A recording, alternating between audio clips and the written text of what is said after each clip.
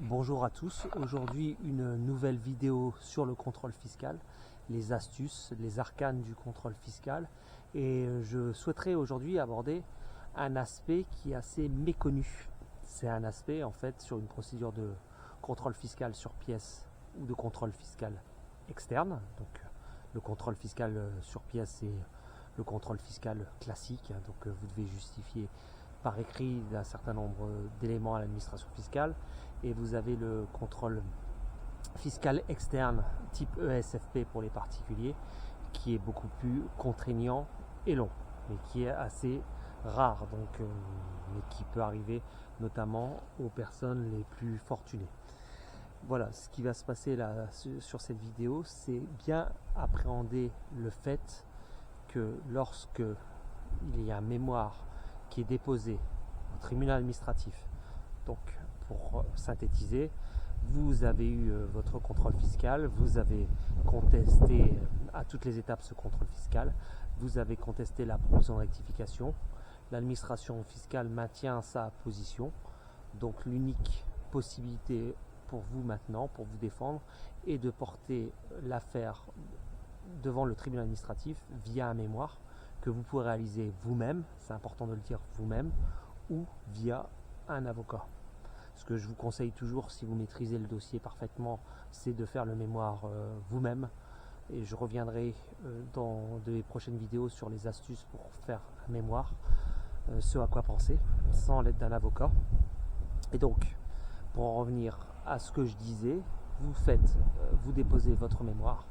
L'administration fiscale va être au courant que vous avez déposé un mémoire, et il est assez probable, il est même relativement fréquent, que l'administration fiscale lâche l'affaire. C'est-à-dire que à partir du moment où vous avez déposé un mémoire, l'administration fiscale ne demande pas son dû et donc se désiste de l'audience qui va être prononcée devant le tribunal et donc vous donne gain de cause.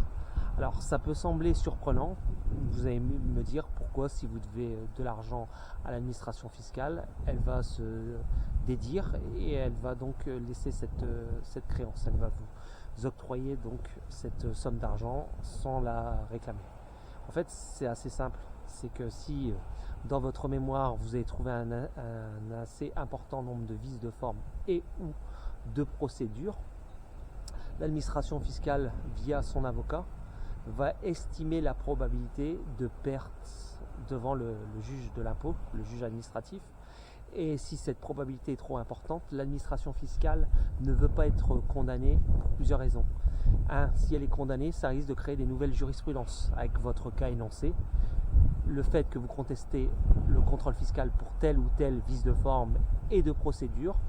Et derrière cela, en fait, l'administration fiscale va savoir qu'il va y avoir une jurisprudence, une nouvelle jurisprudence qui va être émise par un tribunal et qui va donc rester, en fait, qui fera autorité pour les prochaines décennies. Donc, elle ne veut pas ça.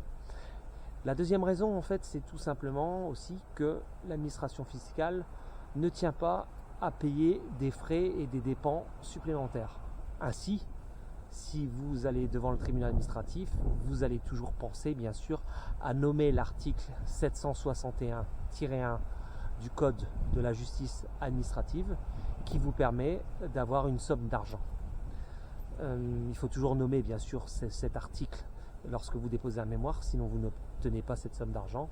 Et donc si l'administration fiscale est condamnée, il risque d'y avoir encore plusieurs milliers d'euros à sa charge, plus les frais de signification via huissier de justice. Aujourd'hui on appelle ça un commissaire de justice. Donc il risque d'y avoir une perte à provisionner en termes d'argent par l'administration fiscale.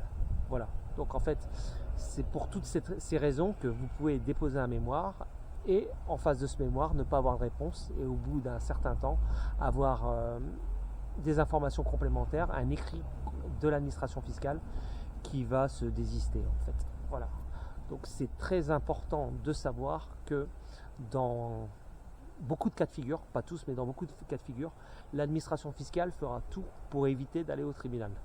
Elle préférera trouver un accord à l'amiable ou vous donner gain de cause avant d'aller devant le tribunal, puisque l'administration fiscale a parfois des choses à cacher, des choses qu'elle ne veut pas exposer devant un juge, devant un magistrat qui est un magistrat et qui connaît son travail. Le magistrat, le juge de l'impôt, maîtrise les vices de forme et les vices de procédure. Le magistrat, le juge en charge de l'affaire, ou les magistrats, s'ils sont au nombre de 3, ne passent pas à côté des vices de forme et de procédure, ils ne laissent pas passer les vices de forme et de procédure. Donc voilà, il y a toujours un risque pour l'administration fiscale. Et statistiquement, pour vous donner un pourcentage de gain, sur l'ensemble des mémoires déposées, vous avez environ 24% de probabilité de gain. Et ces 24% là, ça semble peu, mais en fait c'est énorme. C'est énorme. Et donc en fait, l'administration fiscale sait pertinemment qu'elle a une chance sur 4 de perdre et d'être lourdement condamnée. Voilà. C'est tout pour aujourd'hui. Donc voilà, une petite vidéo pour vous expliquer les arcanes et maintenant comprendre mieux pourquoi parfois, lors du dépôt d'un mémoire pour contester un contrôle fiscal, les autorités administratives concernées ne donnent pas suite. Merci, au revoir.